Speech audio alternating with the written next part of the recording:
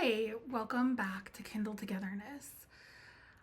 If you have ever wondered what is inside of those cool notebooks that people are using in their homeschools, then today's video is for you. I'm going to be talking about notebooking in our Charlotte Mason homeschool.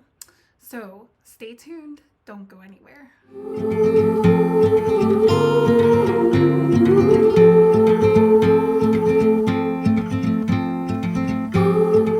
Hi, I'm Sarah Ruth, the mom and the creator behind Kindle Togetherness. Here on our channel, we share all things faith-filled homemaking, faith-filled adventures, and faith-filled learning. Today, we're going to be focusing on the faith-filled learning as part of a series on notebooking.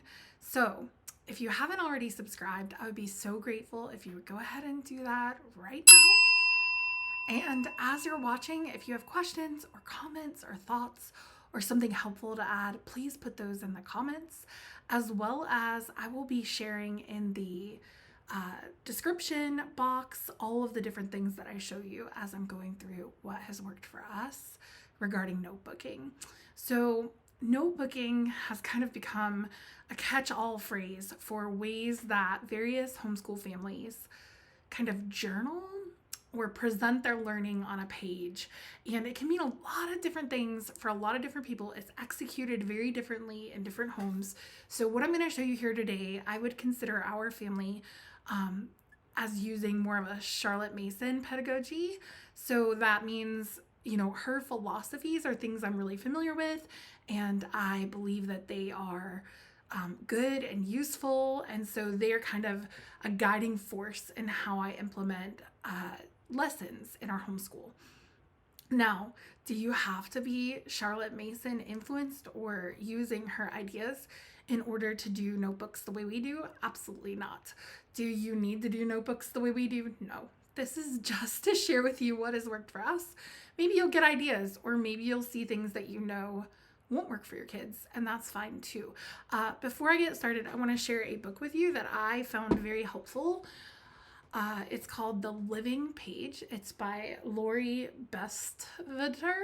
And this book isn't necessarily like a how-to book necessarily. It does provide examples, but it's a really cool resource for moms that talks about the history of notebooking. It talks about how Charlotte Mason implemented notebooks. It gives examples of ways to keep different types of notebooks, which I found very useful.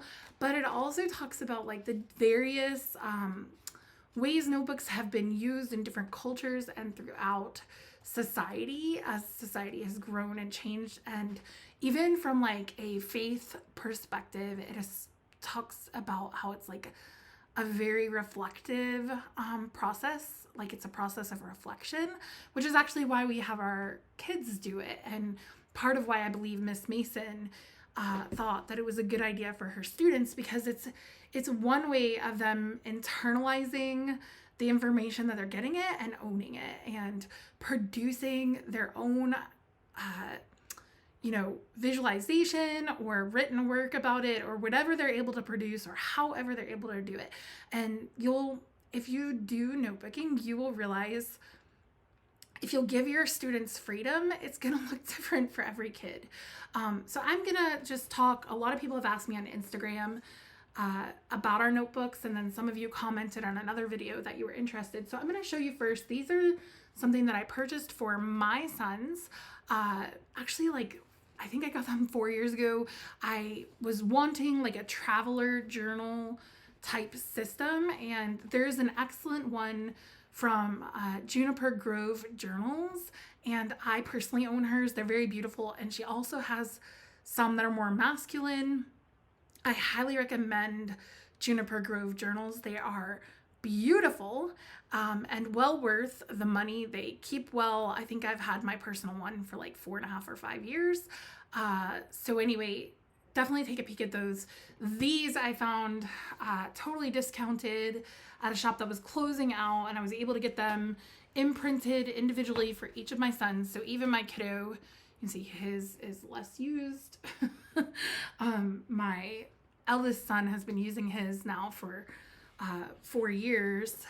My middle son has been using his for going on 3 years, and now my youngest will be gifted his on his first day of school this year because he's just starting his formal lessons. So when my sons begin their formal lessons, they are given one of these notebooks. And now I will just tell you, when they are very young and they're doing their first years of formal learning, the notebooking that they do looks a lot different than what I would have my Form 2 student do. So I'm going to start at the beginning with what a very young student in my home would begin doing with notebooks. And so I will link these in the description box, but I have grabbed these from Amazon, and there are lined versions, there are unlined versions, and they even have dots and gridded versions, and I buy them in packs of I think 20, and they're very economical. Now, these are not multimedia notebooks, and so for the higher quality types of notebooks that would be good for nature journaling, I definitely would get those from someplace like Juniper Grove. They have very high standard and good quality notebooks that are designed to take on watercolor and different mediums. So I do not recommend these notebooks for your nature journals. If you're going to give your child a super small nature journal in this size, please don't use the ones that I'm going to link, because they will not work unless they're just using pencils. Even marker will, these are thinner pages, even marker will come through. But when my students are in their very first year of learning, they get a journal to document some nature things, but it's from our nature lore. And so I would read a selection. This was from the Burgess Bird Book. And then my student would practice putting that bird as they visualized it, or maybe from a picture that I put up, or even maybe we observed that bird in our yard in the past. And so then they would, oftentimes I have them narrate to me from the selection. And in those early years, like I said, they would be narrating to me and I'd be writing it for them, albeit I might have the expectation that they would put the title in depending on where they were. So this is what that might look like for an early student. Maybe, you're talking 6-7 years old. This is how that would function for them. And so this particular notebook, when we finished the Burgess Bird Book, I stopped and I went ahead and closed this notebook out. And I do save these. I don't know if my sons will ever want them, but they're actually had a moment a few moments ago where I was looking everywhere for these notebooks. These are their old ones that I'm showing you. And I literally was on the verge of tears because I don't keep many things. These are one of the few things that I keep from their school. And I did a huge purge at the end of our year, like a week ago. And I couldn't find their notebooks and I was crying, you guys, because I thought I had thrown them away in my purge. And I was so sad because that stuff has already gone to the dump. And I thought, what have I done? I need to be one of those hoarder ladies who keeps everything because I have thrown away the only thing I wanted to keep. But I had not. I had actually already collected them for this video and put them up on my laptop. Oh my gosh. So anyway, then my very youngest students get a narration notebook in their first year of learning. And my 6-year-olds, they're not writing anything at that age. They are learning to write. However, we do formal exams where it's like a sit down date with mom and I ask them questions or have them write and just go over what they've learned. And so I might have them draw something. So all of that goes in here, as well as our weekly formal narrations. So at the end of each week, I have all of my students select all the way up into Form 2, one reading to formally narrate. And so this is like a great review for your student. If you're not already doing this, if you are a Charlotte Mason homeschool family, you should be doing it because this is what Miss Mason instructed. So they should be narrating after each reading, but nobody's writing it down. It's just an informal process of them taking in the information and giving it back to you. However, once a week, they should be choosing a narration to go back to or a selection to go back to and narrate to you. And this refreshes their memory. It brings it into their long-term memory. So it's really important that we're doing this. So at the end of every week, I write down my students' narration. And so it would look like this. And I get it all down there. I have switched, because I have 3 children, I have actually switched to my students. Sometimes I type it, but they also sometimes draw the things. So this is all of that. That's what's going on here. This is different topics. I have not segregated this out as like history or whatever. This is just narration in general for my early years students. And as my kids get older, then they get more diversified notebooks that are like more specific to each content area because they have a lot more ownership for it and they're able to write. And so anyway, this is what it looks like. See how I switched to typing because I got smart, right? But anyway, this is what the narration notebook would look like. So my earlier students are going to have a notebook for some type of nature lore, whatever we're reading, a narration notebook. They also are going to have a poetry notebook, and they are going to have an artist notebook and a words I can read notebook. So I don't have an example of the artist notebook right now. I'm not really sure where that is. But I will show you. So this words I can read actually comes with our A Gentle Feast reading curriculum. And it's just simply a book where our students can record words that they've mastered. And so they can be proud and they can have an ongoing list and it's practice in writing. And then we have their poetry journals, which I start during their initial formal lessons. And what I do is I read to my students. All 3 of my sons sit in on this during our morning time. We do it on what I call a beauty loop. So, day 1 may be artist, day 2 might be composer, day 3 could be poetry. And we read readings from one poet for an entire term. And I actually first saw this concept from Leah Bowden. She is Modern Miss Mason. If you ever want to look her up, I've gotten so much inspiration and practical ways to implement a Charlotte Mason education in my home from her. But I read the poem one time really beautifully. I kind of give them an example of recitation, right?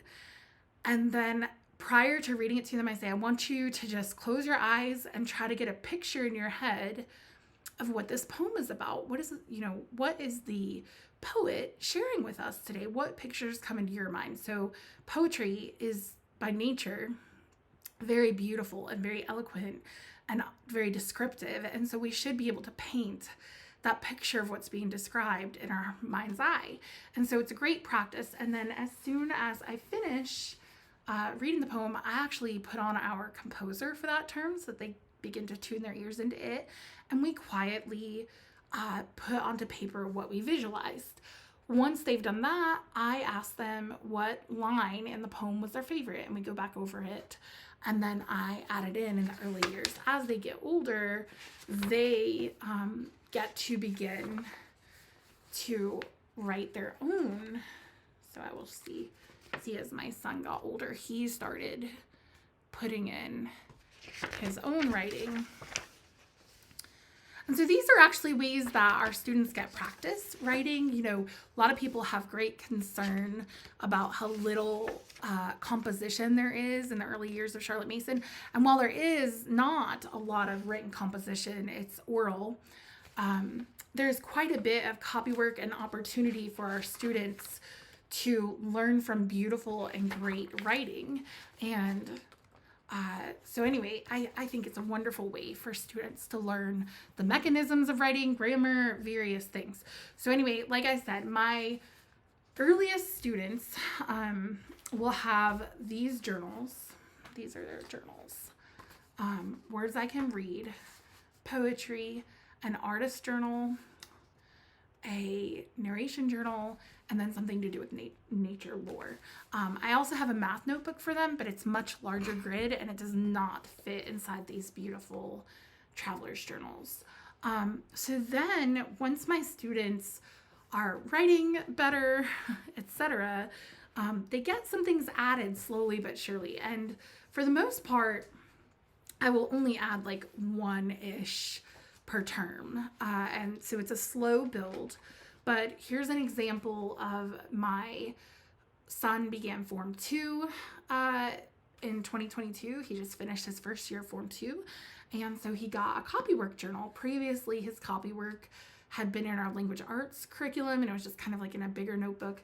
But now his copywork is in here, and so it looks like this. So he's working through cursive, and anyway, you can kind of see his work here. So we're shifting to a more mature format for him. And then geography got a journal this year for him. So here's my Form 2. You know, he's 9 and 10 years old at this point. I'm trying to get it out of here. He actually needs to come out because he's done with this. Here's our Book of Marvels notebook. And so I found a map online and reduced it to like 60% or something and had him create the maps there. And then he journaled the different locations that he visited in the Book of Marvels. So he would read the Book of Marvels chapter, and he would place it on his map and put it on his key. And then the second day, he would watch a video that went with the Book of Marvels, and he would notebook. And so this was a progression for him. He has not had to do formal written work from his own mind very much until this year. So we worked slowly up to him actually doing, and you can see, so this is the beginning of the year for him. You know, I was lucky to get a sentence. Whoa, look. So this is the beauty of notebooking, in my opinion, is that your student begins to take ownership of their learning, and they have the ability to be creative if they'd like to. Every student's going to be different what that creativity looks like. I try very hard not to have a certain expectation in my heart already. So again, this is my Form 2 student.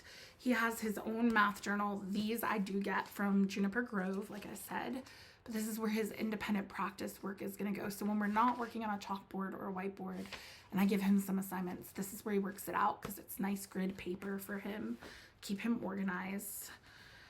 And then he continues to have a poetry journal. And so, like I said, all of my children sit in on that, and it just looks different as they get older. And the expectation is that they begin to copy everything down in whatever, manuscript or cursive. And then here's an example of an artist study book. So all of my sons have this from day one. And so, some of these are old. Actually, this is from 2021. So this goes all the way because we only study 6 pieces per term. So it's not like you're going to fill a book quickly. But so this is where they're recording their own interpretations or drawings from the artists that we are studying. So that's pretty much it, you guys. There's nothing, I don't do a ton of instruction on notebooking. I don't have, any tricks or anything like that. It's just a place for students to produce their own work and kind of process in their own way whatever narration that they're working on, or sometimes with my aid for the written selection, sometimes they're just drawing, whatever it may be. But I will go ahead and put in the description box where all these things are from, my recommendations, and if you have specific questions, I'm happy to answer them. I will mention that one notebook that we have that's totally separate is a Book of Centuries. Are you interested in a video on that? If you would like a video on how we do Book of Centuries, how I set it up, because I don't actually buy a book from anybody or a printable resource. If you want to know when I introduce it, etc., how I work it into our schedule, please let me know and in the comments, and then I will make a video for that if you guys are interested. If you're not, I won't. So anyway, please give this a like. Please subscribe to our channel. Happy learning, happy homemaking, happy adventures. I hope that you have a wonderful summer with your family, and I hope this video was helpful.